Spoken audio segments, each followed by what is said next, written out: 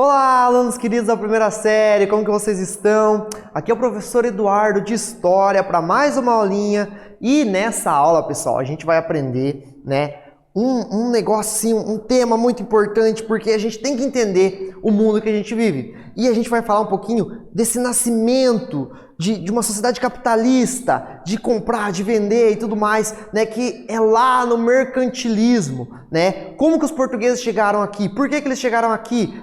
Tem a ver com o mercantilismo, A nossa política brasileira, atual, a política brasileira como um todo, desde a história lá de 1500, tem a ver com o mercantilismo, O modo de ver internacionalmente, As relações de nação com nação também vão ter a ver com o surgimento do mercantilismo. Então vem comigo, pessoal, para a gente entender o que é isso. O professor está falando mercantilismo, eu não entendi nada.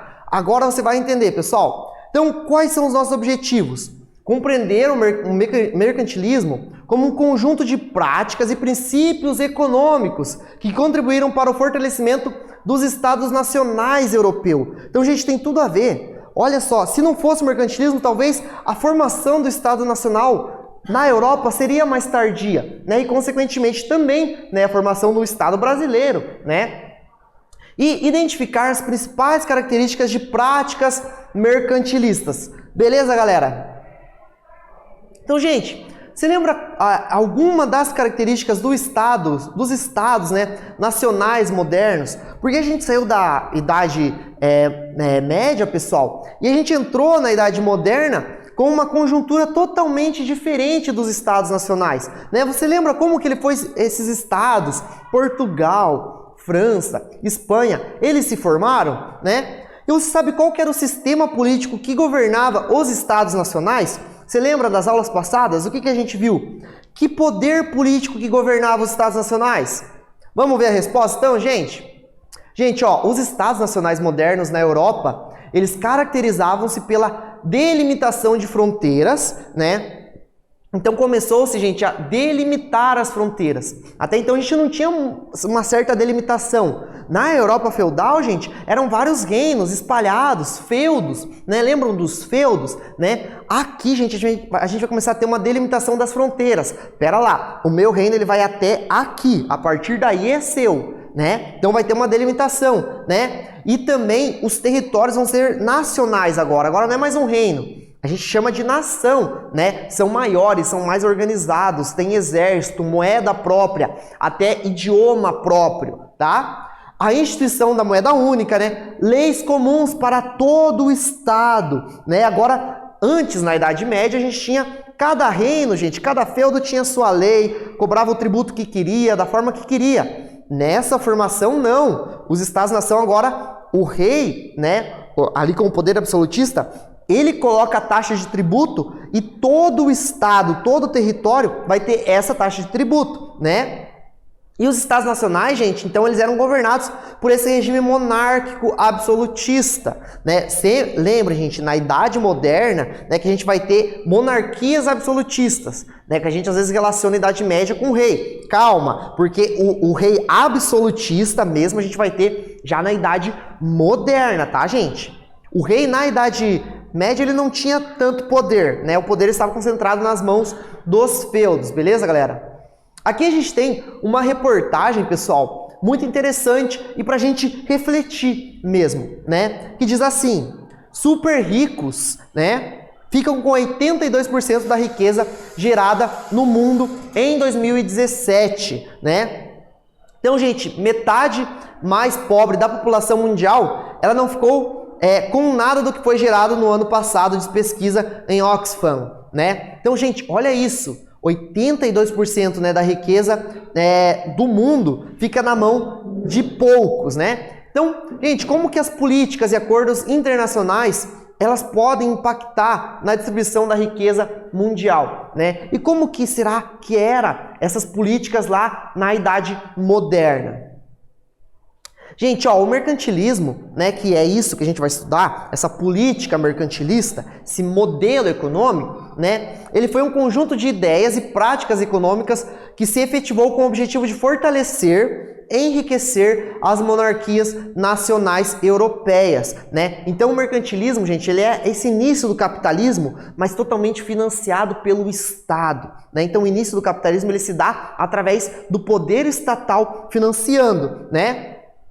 Então estudar o seu contexto histórico, gente, ele nos permite identificar as bases do acúmulo de riqueza material que movimenta o sistema capitalista na atualidade. Então, olha só, gente, você fala assim, putz, o que eu quero saber do mercantilismo? Mas quando você entende o mercantilismo, gente, vocês conseguem entender a dinâmica do capitalismo até os dias de hoje. Porque o mercantilismo faz parte do início do sistema capitalista, que é o mesmo sistema que a gente ainda vive, né? O sistema de mercado, né? De compra e venda. Um país compra, o outro vende, um país tem um produto, vai lá, vende esse produto para outro, compra o produto de outro que ele não tem, né? Então, é a mesma dinâmica, gente, lá do mercantilismo na Idade Moderna, né? Viu como é importante a gente entender essa dinâmica, né? As características principais do mercantilismo, então, pessoal. Primeiro, a intervenção do Estado na economia, né? O rei, o poder do rei absoluto, ele intervia diretamente na economia, né? A questão do protecionismo com incentivo ao comércio. O que é protecionismo, professor? Você proteger os produtos do teu país, né? Você cobrar altos impostos para produtos importados, certo?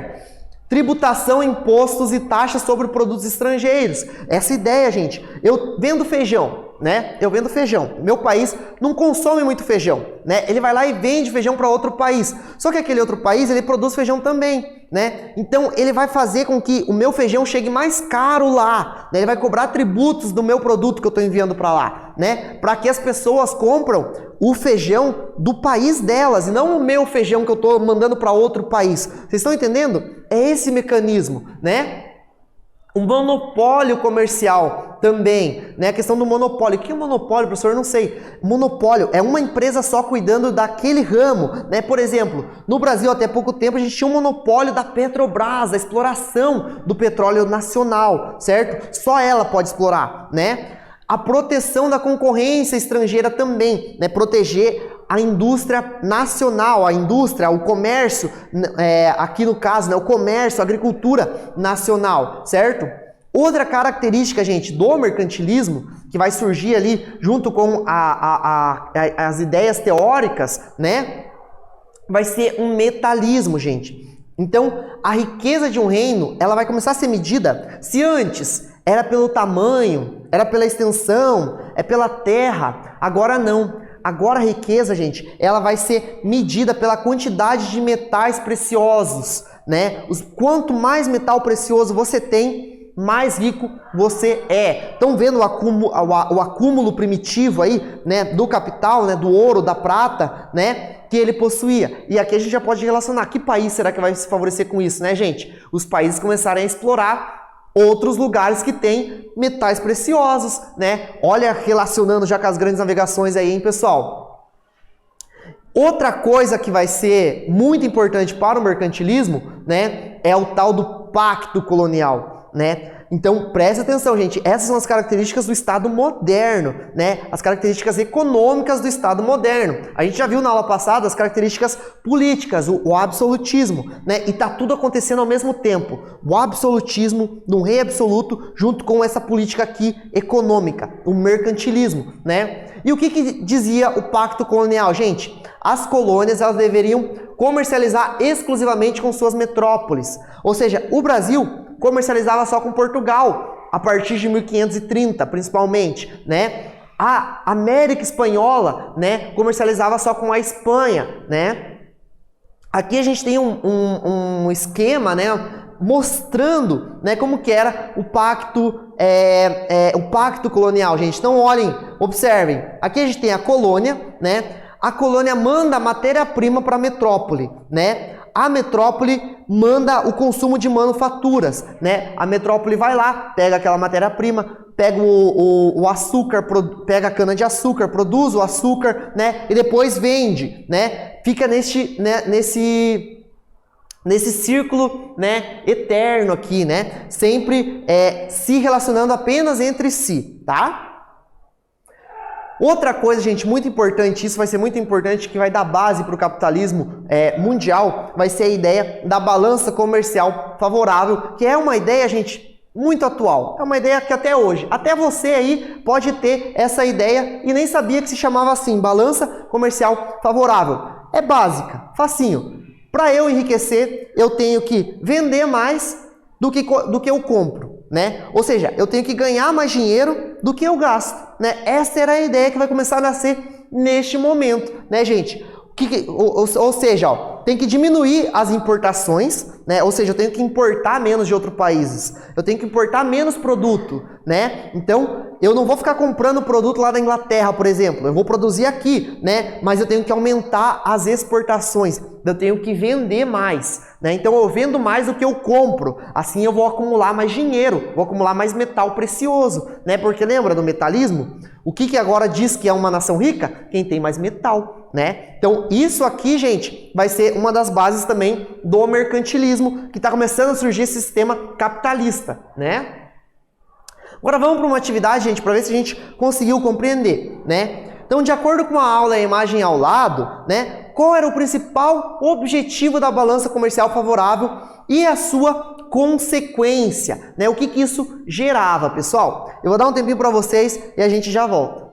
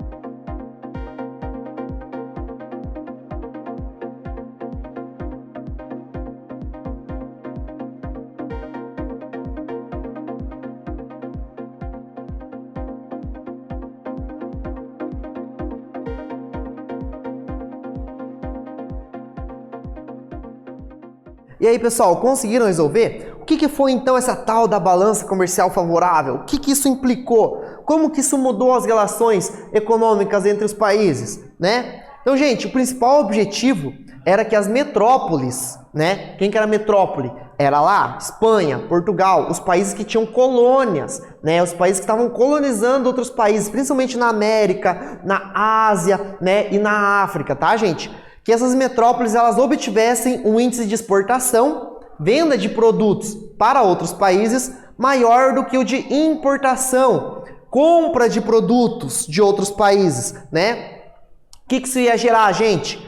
Com isso, teria acúmulo de capital através da entrada de metais preciosos, o metalismo, né? Que passou a se caracterizar e definir, gente, a riqueza de um país nesse período. Não era mais a quantidade de terra, o tamanho, né, como era na Idade Média, essa ideia de que a riqueza está na terra. Agora a riqueza, gente, está nos metais. Beleza, galera? Então, gente, a prática econômica do mercantilismo, né, ela desenvolveu-se de formas particulares em várias regiões da Europa. Então, dependendo da situação, gente, que o país se encontrava naquele contexto, a gente vai ter, né, uma forma de mercantilismo a se desenvolver ali, tá? Então, gente, na Espanha, o que aconteceu na Espanha? Ela intensificou a exploração, né, de metais preciosos na América, principalmente quando a Espanha descobriu ali, né, metais ali no Rio da Prata, por exemplo, né? E outras regiões ali, Peru, Bolívia, a mina de Potosí, né? A mina de Potosí, gente, foi um achado incrível para os espanhóis. E lembra outra coisa que eles tinham, gente? O monopólio do pacto colonial, né? Então, só a Espanha podia explorar. Então, a Espanha chegava com os metais preciosos, lá colocava o preço que queria, porque só ela que tinha. Chegava lá na Europa, só ela tinha esses metais preciosos, né? Na Inglaterra foi diferente. A Inglaterra ela incentivou a marinha, né, mercante e de guerra, né, com as atividades manufatureiras e o comércio exterior, né? Então a Inglaterra foi diferente, né? A Inglaterra já começou com as suas manufaturas, né? A Inglaterra foi o primeiro país também a se industrializar posteriormente, lembram, pessoal? Então precisavam escoar seus produtos, certo? E aqui a gente tem um quadro, gente, que representa o Porto do Mar francês lá de 1638, no momento fundamental do mercantilismo, né?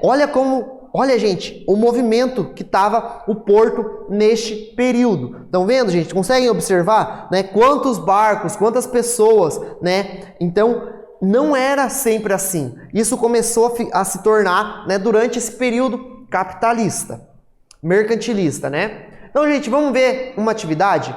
Ó, vamos ler a frase com calma e analisar. O mercantilismo é a velha semente que traz em si os códigos fundamentais de uma nova sociedade. Mas como definir esse mercantilismo?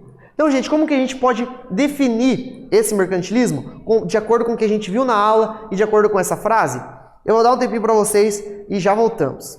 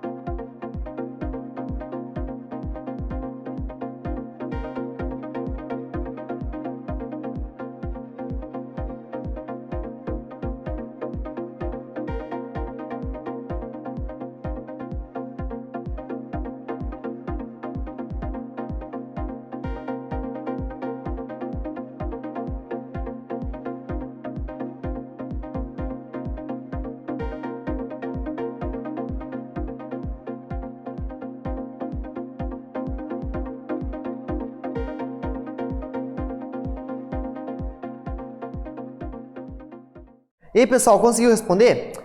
Vamos ver então? Ó, gente, o mercantilismo ele é um conjunto de ideias seguido de uma prática política e econômica desenvolvida pelos estados europeus na época moderna, né? Mais especificamente, gente, entre o século XV e XVIII, né? E com o mercantilismo, os estados intervinham diretamente na economia, tá, gente? Procurando assegurar o crescimento político e econômico e fortalecer as classes e os grupos ligados ao Estado, né? É um forte fortalecimento ali da burguesia, gente, juntamente com o Estado, né?